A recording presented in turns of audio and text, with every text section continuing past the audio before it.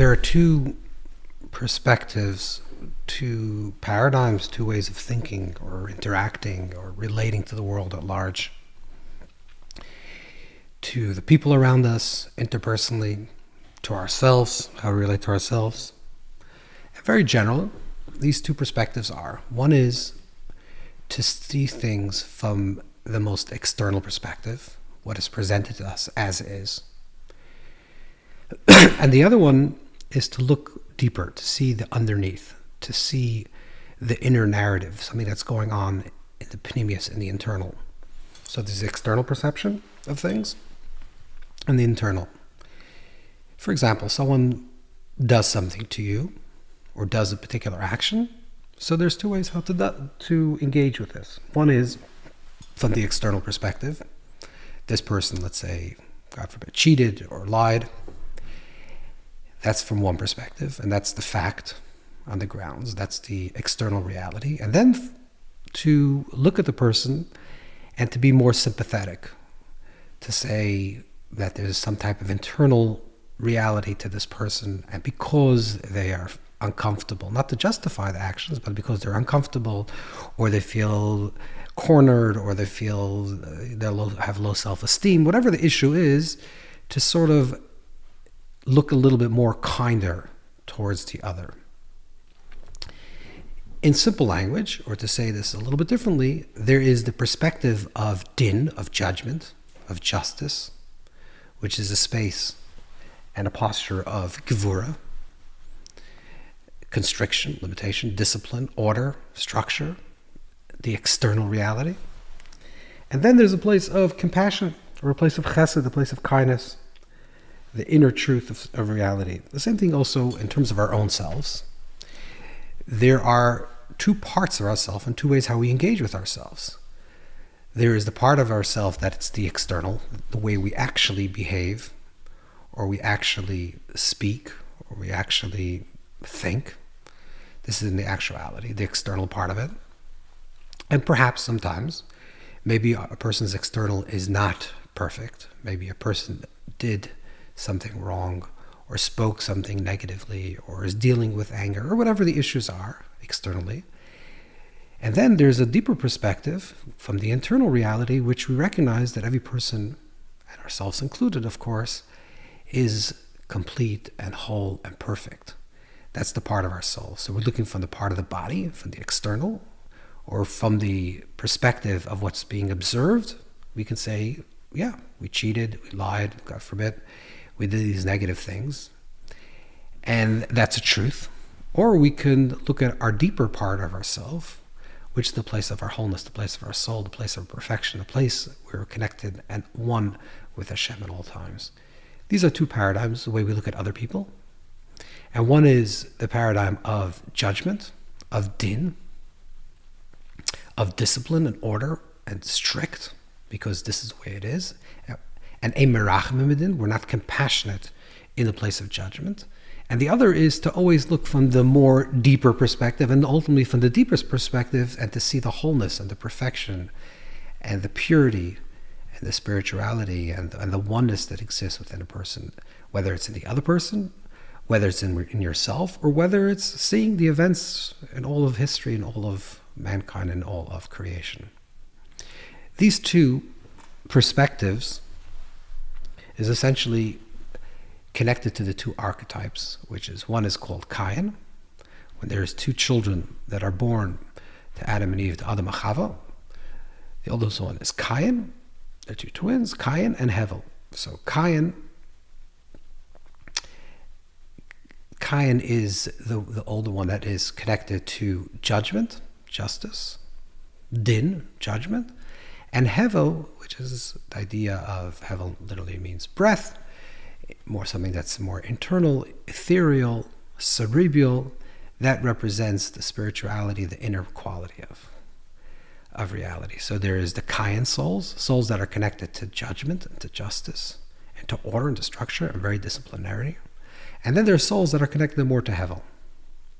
In the beginning story, in this the metatrope of the entire unfolding of the Torah, specifically in the book of Bereshis and following through many of the Torah stories, there's always this tension between these two brothers or these two types, whether it's actually Kayin and Hevel in their actual lives, or then later it shows up in Moshe and Yisro, and it shows up with the brothers and Yosef. It shows up many times in the Torah, this tension between these two types of people. In the story in the Garden of Eden, right after the Garden of Eden, the story is that Kayin brings an offering, and he brings an offering that's not particularly from the best of his quality. Kayin's a farmer, so he brings stalks of that are connected to Pishta, that are connected to the ground, to earth. And then Hevel also brings, that's what the Torah describes, that Hevel also brings, which means Hevel is copying Kayin. Because Kayin brings an offering, Hevel also brings an offering, which means he wasn't creative. It wasn't his idea. He was just copying another person. He was copying his brother Kayin, and Kayin and Hevel's offering was accepted on high, and not Kayin, because Kayin didn't bring from the best of his kind. And Kayin goes ahead and kills Hevel. This is the first devastating, traumatic act in human history, which has repercussions up until this present moment. Why does Kayin kill Hevel? Well, partially because he's jealous, but on the level of din, of judgment, the deeper understanding is, why does Hevel receive this punishment, quote unquote, of being killed, not to, God forbid, to justify the death, is because Hevel represents someone that's just copying, which means someone that is not alive. He's a dead man walking. He's already not alive. He's not creative. He's not living from his inside out. So therefore Kayin kills him, which means that Kayin is coming from the place of strict judgment. And from the place of strict judgment, if you're not alive, if you're not living, then you deserve to die, or then you're dead already. That's very harsh. That's from a perspective of judgment that has no underpins of chesed, of kindness, of compassion. What is the tikkun of Kayin? What is the tikkun? What is the correction or the mituk hadin? How do we sweeten the judgment? What is the objective of sweetening of the judgment?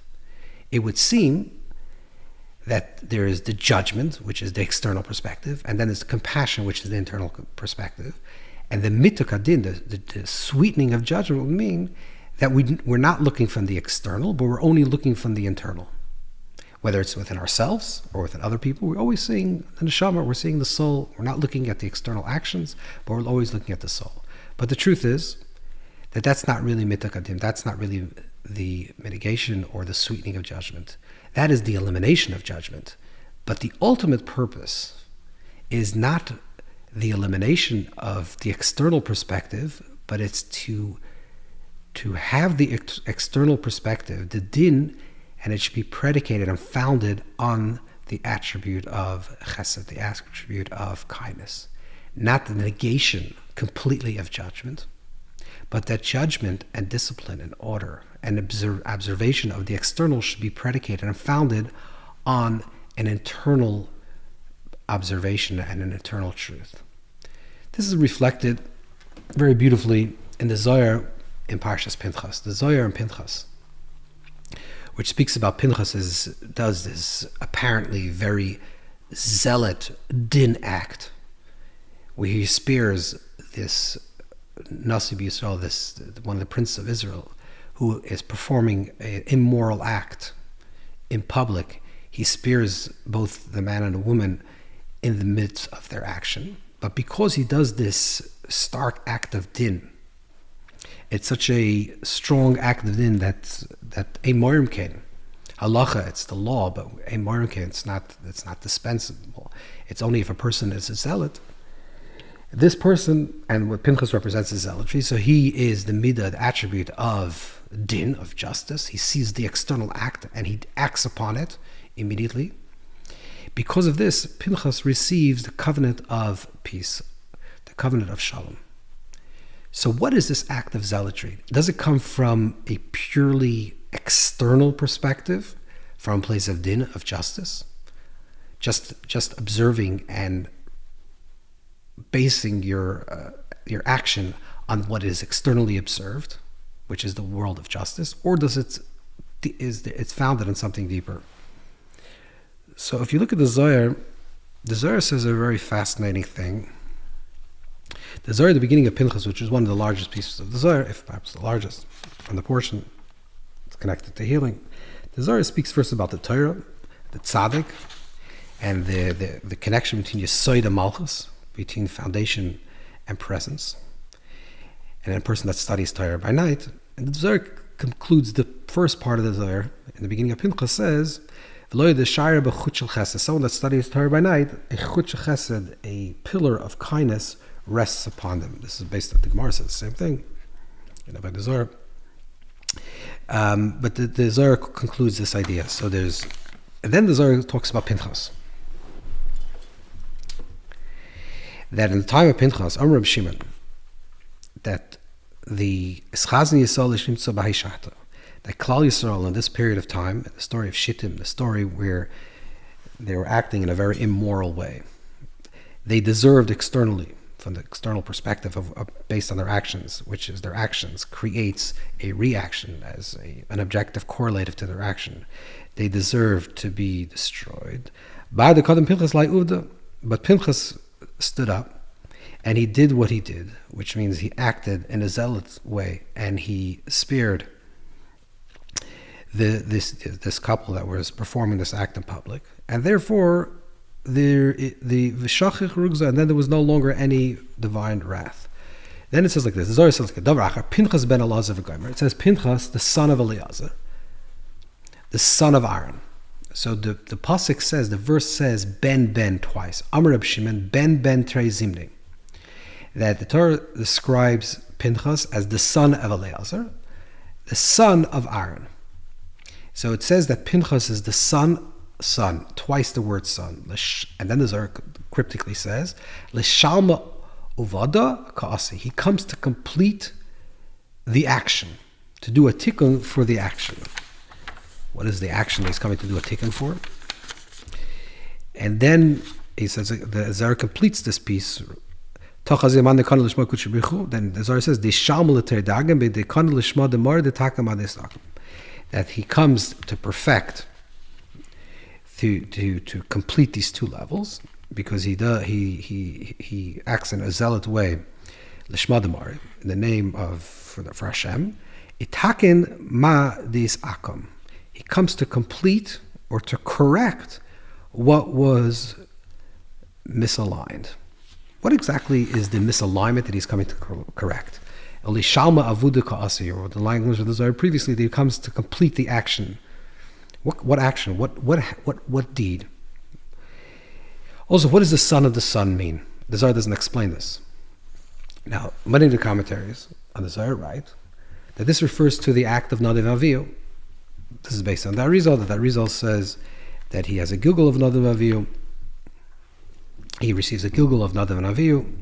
But Ari also writes in Shar Gilgulim that Pinchas originally is from the neshama of Yisro, which is Kayin, which means that Pinchas has part of the neshama of Kayin, part of the soul of Kayin.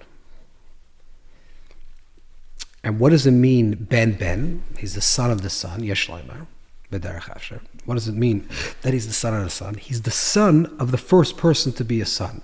Who's the first person to be a son? Kayin. So when it says he's the son of the son, he's the son of the person called the son. Who's the first son? That's Kayin. He's the son of Kayin. What is the act that he's going to complete? La shlomo of ado, that he's going to complete this action, the action that was misaligned. He's going to do a tikkun for Kayin. He's going to do a correction for the soul of Kayin. That's what the Zohar is saying. What is the tikkun of the soul of Kayin? Like this. Pinchas is a Levi. He's ben Elazar, who's a Kohen, ben Aaron, a Kohen, who's a Kohen. Through the act of zealotry, Pinchas, who's a Levi, becomes a Kohen. Who's a Levite, becomes a priest. Originally he wasn't, even though he's the grandchild of Aaron. For technical reasons, he was one of the ones that were not part of that, did not become a Kayin originally. Was born to Aaron later. So Pinchas is a Levi that becomes a Kayin. And he's Ben, he's the son of the son. So he's the grandson also of Aaron, which is the attribute of chesed. The idea of the Kayin, that the Kayin is connected to the attribute, to the midah of chesed, of giving. Levi is connected to the midah, to the attribute of gevura, which is din, constriction, and justice. So Pinchas, through his act, becomes also a Kayin, even though he's just a grandson of a Kayin, but then he actually eventually becomes a Kayin. So he is a Levi that becomes a Kayin. But he's a Levi that becomes a Kayin that still remains a Levi, because a Kayin is also a Levi.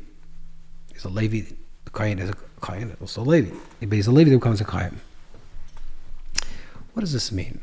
That he's a Levi, and he becomes a Kayin, and he's the grandson of Aaron, and he's the soul of Cain. What this means is as follows. Levi represents the world of, and incidentally, that rewrites that in the future, Dr. Erbings and Tanya, that the Leviim of now will become the Kayin of the Asalavi, which means there will be an elevation of the Levi to the Kayin. Now, previously, in the previous story in the Torah actually describes another Levi who wished to be a Kayin, which is the rebellion of Korach, where Korach desires to be, who's a Levi, desires to be a Kayin. But there it doesn't end well. And what does Korach say? Kula alam kum kala alam kum kadashim. Everyone is holy. To say what we're saying in a clear way, a little more clear way, is that Levi looks at the world from the way it appears in the external. Levi is connected to the soul of Cain, to the place of judgment and justice. And in the world of justice and judgment, you're dispensing judgment on what you see in the observable reality, and your relationship to reality is from the external. I see what I see, and therefore I judge what I judge. Let's say, God forbid, a person steals, so there has to be a punishment that this person has to repay twice, has to pay kaifel. A person lies or cheats, so there's a consequence, the world of consequence, the world of order and structure. That's the place of Kayin. What's the place of Chesed? Chesed is like the avodah of Aaron HaKohen, the service of Aaron HaKohen, lahadlikas aneres, to draw out the perfection of all the souls. That the soul itself should be lit on fire. The Aaron HaKohen is a oyev shalom, a seeker of peace. A Rodah Shalom is he's a lover of peace and a seeker of peace. Aaron HaKohen sees the positive quality. The idea of Chesed is to see always the positivity within another person, to see the positivity within yourself, and to see the positivity within another person, which is you're always looking from the perspective of the wholeness, the perspective of the soul. And in the perspective of the soul, every single person is perfect and whole. What does Levi see? Levi sees the place of the imperfection. Again, Cain sees the place of the imperfection and the place of justice. Therefore, he kills. Therefore, he dispenses very harsh judgment in a way that's unwarranted, but a very harsh level of judgment. That's the level of Cain. Levi, this is what Levi is. Pinchas also externally seems to have done an act of zealotry, an act of strict justice and judgment. But Pinchas is the tikkun of Cain. Pinchas is the rectification and the correction of the story of Cain and Abel. And he's completing that story. What does it mean that he's completing the story? He's doing a mitakadin. He's doing the sweetening of judgment. The sweetening of judgment means that you're not judging. And you're not dispensing judgment and din when din needs to be dispensed. Let's say a person steals, or God forbid, kills, or does something terrible.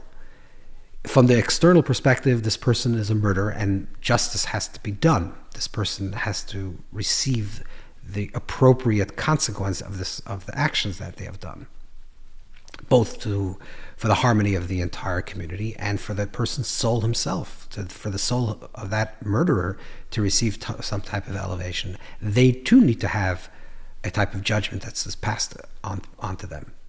Yet, that's a truth. That has to be done. That's a place of din.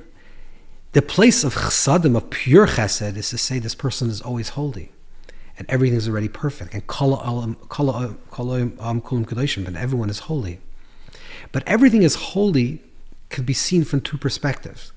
Everything is holy and everyone is holy could mean that we're only looking at the internal perspective. We're only looking from the reality that's beyond the place of din, beyond the place of judgment, beyond the external. I'm only looking for the internal, and therefore everyone's holy and everything is fine and everything is always good and perfect. Or I can look at the place from only the perspective of the external. Everything is broken and everything is unholy and everything deserves to be punished, or there has to be proper consequence for every single action that's done. Both perspectives are incorrect. There has to be a blending between these two. That the din, and this is why Pinchas deserves and receives the blessing of peace, which is the harmony of this tension of these two opposite perspectives, and he becomes a Kayin, is that not that he becomes a Kayin is no longer a Levi, because he is a zealot, and he does an act of zealotry. And the act of zealotry itself, which is the place of Gevura, brings out, or is drawn from, better yet, from the place of chesed, from the place of deep compassion that he has for the people who are dying and in this orgy and this terrible frenzy. And he has to break them out of this frenzy to stop the plague. He does an act of Gevura, but it's an ultimate act that's an expression of pure chesed. So it's a Gevura from the external level. It's an act of judgment and harsh punishment from the external level, but it's coming from a place of chesed. And that's the tikkun. Let's say this in terms of our own lives, or a person's own life in terms of development. When a person looks at himself and says, I have a perfect part of myself and I have an imperfect. Or in the language of Balafia, there's a place of my chesed and a place of my shleimus. There's a place of my wholeness and a place of my brokenness. And I want to live, and I want to connect to the place of wholeness, the place that I'm free, the place that I'm not judgmental, the place that I am not angry, the place that I'm peaceful, the place that I have equanimity, the place that I have yeshuv das and settling of the mind. That's the truth and the deepest part of who I am. And I want to live from that place. And then I look at it, the person looks in their life and says, but yesterday I cheated, yesterday I lied, and yesterday I got angry, and I was judgmental, and I did all these negative things. So what do I do with these negative tendencies? So one perspective is, or let's say there are three perspectives. One perspective would be, I only look at the external and I beat myself up and I say, look, I'm a terrible person. I lied, I cheated, I did this negative thing. And I pass judgment from a place of pure Gevura, from a place of pure Kayin. That's one perspective. And of course, that's not helpful. So maybe externally it's helpful, and maybe you can impose a certain types of truth on yourself, but it's not worked out from the inside, and you always feel threatened, and you feel that you're disempowered. That's one way of looking at it. The other way of looking at it is saying, I'm perfect, I'm whole, I'm great, I'm doing amazing, which is true from the inner perspective. But from the external perspective, you're not. You're actually going through a hard time, and you're dealing with difficult challenges or different traits or attributes within yourself that need a tikkun, that need a perfection, that need a correction. So both perspectives are incorrect. They're both true, because externally you're acting in a certain way, and internally this is the truth that you're always perfect. And the ultimate way to do this tikkun, this correction, and that's the definition of kedusha. The definition of kedusha, of something that's sacred, of holy always comes from a place of yichud. Wherever there's unity, there's kedusha, proper unity, internal, real unity. Wherever there's genuine unity between the selves or between others, that's a place of kedusha. That's the place of holiness. So we're saying that the place of kedusha, because kedusha, because bittul allows for something that's higher to rest, that connects these two, the tension and the synthesis between the thesis and antithesis. There's some type of resolution or combining, but it's not the combining of opposites in a way that each one collapses and becomes a third, but each one remains distinct. That chesed remains chesed, the internal perspective remains the internal perspective, the external perspective remains the external perspective, and yet from a higher perspective, from a deeper perspective, which is place of shalom, of peace, of the resolution of oisa shalom imroiva, between chesed and gvur, between compassion and kindness, and external judgment, between the internal and the external, is that they're both in harmony simultaneously, which means, very practically in our own lives, this means That even if when I see myself doing something wrong, I recognize that in the deepest place I'm already whole, I'm already perfect. And therefore, from that place of perfection, from that place of wholeness, from the place of Hevel, from the place of Chesed, from the place of the Kayin, the Kulam Kudoshim, that everyone is holy, that I'm holy. From that perspective, I know that I'm holy. And from that place, I'm working on my imperfection. Or I'm working on the place of my imperfections. And the same thing also with other people. When I see other people, and I look at other people, and I look at the situations, and maybe this is my children or everyone else that I'm dealing with, and I'm a person that has a lot of din, a lot of judgment, I have to make sure that the judgment that I have, and the external perception, and the external conception of how I see this world, how I see my child, and how I see the world, should always be predicated and founded on the midah of chesed, on the foundation of that this person is already whole and perfect. Because sometimes when you say, I'm just perfect and whole, then you don't work on yourself. Sometimes when you work on yourself and you don't recognize your perfection, you're just beating yourself up.